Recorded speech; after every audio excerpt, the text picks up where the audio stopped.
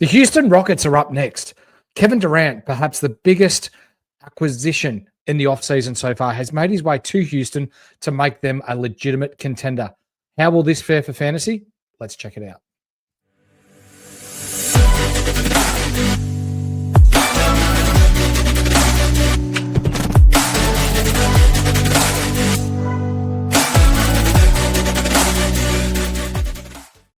Hello and welcome back to Ball Logic. I am the Horse, and joining me is our man that's been looking after all of our Patreon articles, giving you the up-to-date information on who's going where, the stats that matter.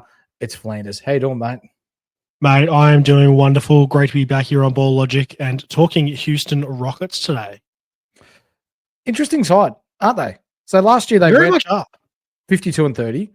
So they were up there and played playoffs for the first time since the James Harden, Clint Capella-led Rockets were matched up against the Warriors and went deep into the finals. But they've been a bit of a hiatus, I guess, from finals basketball for the last few years. But Kevin Durant, he headlines a massive, massive opportunity, I guess, for the Houston Rockets to bounce back into contention. He headlines the offseason this year, and he headlines the Houston Rockets team, and that's a massive upside for these guys. Like, they've had a massive offseason, but that offseason very much KD centered around, and I think it's a great move for him. But let's have a little chat about the moves they made this year, mate. What did they do? There's a bit going on, isn't there? So they've bought in KD that we've already touched on, a regular when we're talking top 15 in fantasy. So you're back into your first round, early second round pick. But then they've also bought in Clint Capella, not the 2019, 2020 version, because he's much older and a little bit slower and doesn't play as above the rim as what he used to, but a somewhat underestimated, underrated free agency acquisition in Dorian Finney-Smith to guard the 3, 4, and sometimes when they're playing small ball 5. Really like that pickup by the Houston Rockets. He gives them defense and gives them threes. Yeah, they brought in a lot of guys to support around that KD cast as well. They had to give up a bit to get KD in. You know, Dill Brooks left, Jalen Green left as part of that as well. But bringing in the likes of Clint Capella and Dorian Finney-Smith, it just helps fill them out really, really well around that big name acquisition. And when you're talking usage for KD, you'd expect it to be somewhere around 30 again, given that Jalen Green was around 27, I believe it is, from memory last year. Yeah, Jalen Green was 27.3% last year. KD had his lowest year, his fourth lowest usage season of his career at 28.7, and he has a career average of over 30%. So I'd look for him to bring those numbers back up and probably push over his career average. I could see a 31% usage season coming here, which is great for fantasy. Oh, absolutely. You're looking at a Houston Rockets side that you've got Van Vliet, you've got Sengun, you've got Thompson, are all good players in their own right, but none are as offensively gifted as what Durant is. Last year, it was him and Booker. Booker is perhaps one of the top 5 offensive players in the NBA, which is fantastic to watch, but it takes away from what Durant's strengths are. Now he gets to go to the Rockets where he can work on his mid-range game. He can ISO a mismatch one-on-one. He can go to work inside. He can shoot the outside ball. All of a sudden, it makes KD a little scary, doesn't it? It does, and that's the thing. He's been known for a lot of years to move around and play with other stars, but now he's moved to a team where he is the star. So that upside for him now being the star, usage could be through the roof here, and he could be a big option here.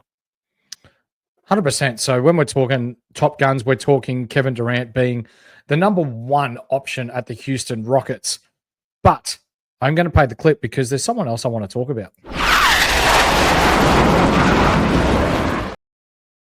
And another gun I want people at home to keep an eye out for is Amen Thompson. So in his second year in the league last year, he started to really pop off at the back end of the year. You've got some numbers from 2025 that are really going to make people stand to attention and take notice of this guy. Yeah, exactly. He had a pretty even 50-50 split over his year. 24 was one tail for him, and 25 was a different tail for him. 2024, he went 12 points a game, 2.2 assists, 7 boards, 2.2 stocks. But then he had a big minutes bump coming through Christmas, New Year. And then after that, in 2025, he went 16 points a game, 5 boards, 5 assists, nearly 9 boards, and 3 stocks. and that put him as a post All-Star no punt rank of 24. So that is the back end of the second round in most 12-team leagues. That is huge. For a second-year player too, so we could expect even more growth out of Amen Thompson this year. And for me, he's got a clear run at being the 2 or the 3 in this side, depending on where Ime Udoka wants to play him. When we're talking about punting certain categories, Amen Thompson is quite good across the board, but for 2 categories. That being 3-pointers, he only shoots or makes less than half a 3 a game. Not a good shooter.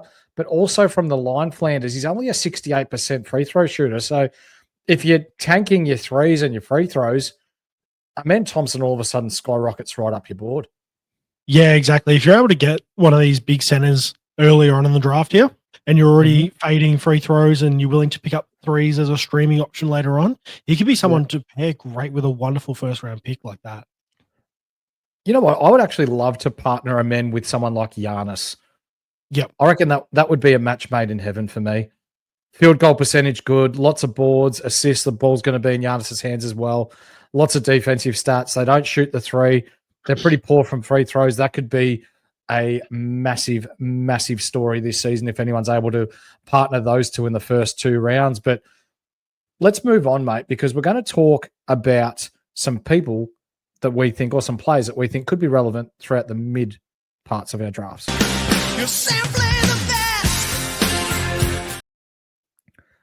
And that would be Fred VanVleet being one. What numbers have you got on Freddie? Because he started to decline a little bit last year. Yeah, Freddie's like last year was a pretty rough season for him. Only 60 games played. He did go at 35 minutes a game, which was pretty high. It was up there with the highest over the Houston Rockets team. But he did shoot the ball at less than 40%. He shot it at less than 38, actually. Wow. Free throws were still good, but the rebounds, again, were still low, sub 4 boards here. And even though he's a small guard, he has been known to get some blocks previously. Less than half a block a game. It's just, there's a few areas there that you just really can't hold him in too much trust with. Missed 22 games last year. He had a rank of 95 last year. So for Freddie, who's usually and consistently inside the top 50, to be out in the 90s might be a sign of things to come, especially with a ball-dominant player in Kevin Durant coming back into the Houston Rockets squad. Alperen Sengun as well. So Sengun was being touted as the next big thing in Houston, and he was being taken 3rd roundish last year in the 30s is where some draftees were taking him last year, but he took a bit of a step back, didn't he? 76 games. He was playing 31 and a half minutes, but much like Amen Thompson, he's really poor from the line and just doesn't shoot the ball well from outside. He doesn't shoot it well. His turnovers were high. It's the highest of anybody on this Houston Rockets team from last year, 2.6 turnovers a game, 0.3 of 3-point makes. And he shot under 70% from the line. So there's a few things there that, you're going to have to punt reasonably well. Or the other part is to look at here. Points are at 19 points. You got 10 boards and 5 assists. Realistically, the chances with KD being there, they're gonna drop. They can't stay that high, and Men's gonna have bigger ball usage.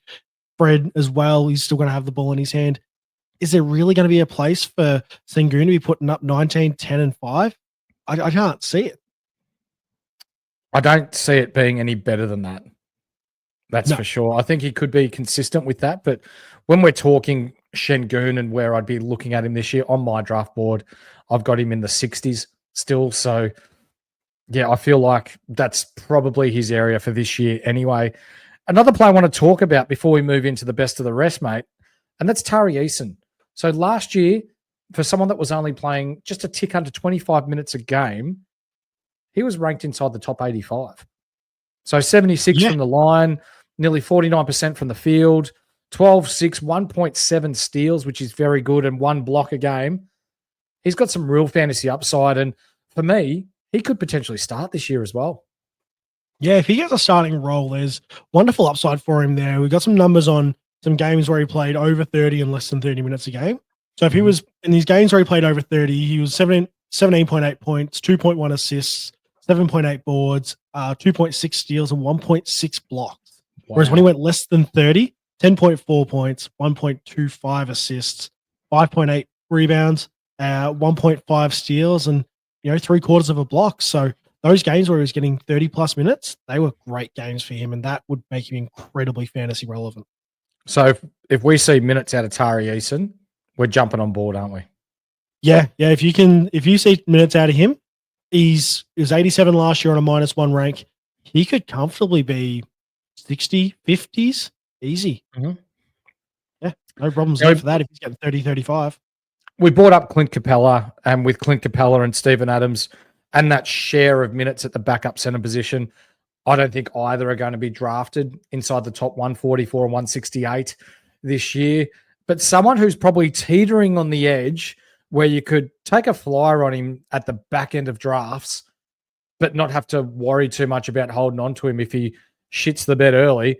And that's Jabari Smith Jr. So he's showed a lot of promise early on in his career, often being taken 70s, 80s, used to score well, rebounds at a high rate, blocks as well. But now that he's coming off the bench in that 6-man role, it's for me, he's going to regress in value. And I don't think we need to hold our breath in order to think that we're getting a steal here, because yeah, you could pick him up at the back end of your drafts and be happy with that and see what happens. But if he's in that 6-man role, it's not really fantasy relevant, is it? No, it's not really going to be fantasy relevant. Like we'll go through our starting 5 later on here, but we look at the likes of Reed Shepherd on the off, when the likes of Tari Eason, they have a lot of flexibility around Amen Thompson and KD. And I think Jabari Smith's probably going to be the one to hamstring him if they try start him. So I think him coming off the bench as 6-man is the role. And, he had 30 minutes last year and was ranked 159 -1. Like if his minutes drop, his rank's going to drop too. He could be a 180, 200 guy here pretty easy. So I'm not a big fan of this. I'm happy to let him slide out of my draft unless we hear of anything that shows that he's going to be a starter, and even then, he might be a late round pick at best. For me, I reckon he might even be a trade target for some squads. Yep, I think Houston might be a bit deep, and he'll be looking for opportunity elsewhere. So watch this space, as we say here on Insight, as to what happens with Jabari Smith Jr. But Dorian Finney-Smith is one more that I want to bring up that I think could be really relevant for your threes and for your defensive stats, whether it be by streaming or whether it be by you picking him up in your later or latter parts of your draft. He's been known to shoot the 3-ball quite well, often over 36%. I believe his career make percentage is from 3. Even higher, he's in the, I believe, mid to high 40s from the corner. So he's making almost 1 of every 2 threes that he takes from the corner. But defensive-wise, he's really good. He can guard 3 through 5. So they could play their small ball and have him at the 5, i.e. what he did at the Lakers. He did it with Doncic at the Mavs at times as well. I really like this pickup by Houston. Yeah, I think the ability for them to have somebody they can bring in either off the bench or potentially even if they get some interest throughout the year as starting minutes here to stretch the floor there. We know Amen Thompson's not going to be shooting the ball. Sengun's had some struggles from deep as well. They've had a lot of guys that struggle from deep, and KD's going to draw a lot of attention. So having the likes of Dorian Finney-Smith sitting out in that corner 3, this is just cash money. On his career, he's put up 4.3 threes a game. I could see that creeping up over 5 if he gets a good run at it, given some injuries, and they have been known to be banged up a bit, these Rockets. Yeah, 100%. And Ime Udoka, we know him as a defensive-minded coach, which fits hand in hand with the way Dorian Finney-Smith plays. He plays hard D, but he can also knock down the open shot. So really looking forward to seeing what he can add to the Houston Rockets lineup. Who do you think starts for Houston? Because they've got 7 or 8 players that could potentially start, but we're going to lock in a 5 and see how we go come season start. So what do you think? I think you've got to have the likes of Fred. I think as long as he's fit and healthy, I think you're starting him at the 1. I think Amen Thompson's going to come in at 2. KD is probably going to go back to playing the 3. He's played a lot of 4 of recent times. But I reckon they're going to roll him back to the 3 there and run a pretty tall lineup here. I reckon Tari Eason's probably going to come in and play the 4. Again, him and KD will be pretty easy to switch there depending on what the matchup looks like. And then I think Sengun's going to lock down the 5. What are your thoughts, mate? Yep, I like it. That'd be my starting 5. I think KD probably plays a little bit more off ball. He probably plays the 4 a little bit more than what Tari Eason would. You've got Amen Thompson and Tari Eason who just gobble up defensive stats. I really like the Houston Rockets when we're talking your blocks, your steals, your stocks, as what we call it here in fantasy land. But Durant, just let him go to work on the offensive end. Let him guard perhaps the worst offensive player on the opposition side each night. You got Fred VanVleet. Hopefully he can bounce back after his almost blew out into the hundreds last year when we're talking fantasy relevance. Sengun should bring back a fantasy season, much like what he did in his first and second season. So there's big ups here with the Houston Rockets. Finally, how many wins? Can you see them winning 54, 55, 56 games? Or do you think there's regression before there's regression or progression, with Durant? How do you see this playing out? I think they're going to have the ability to progress pretty well over here. I think there's a lot of upside for them.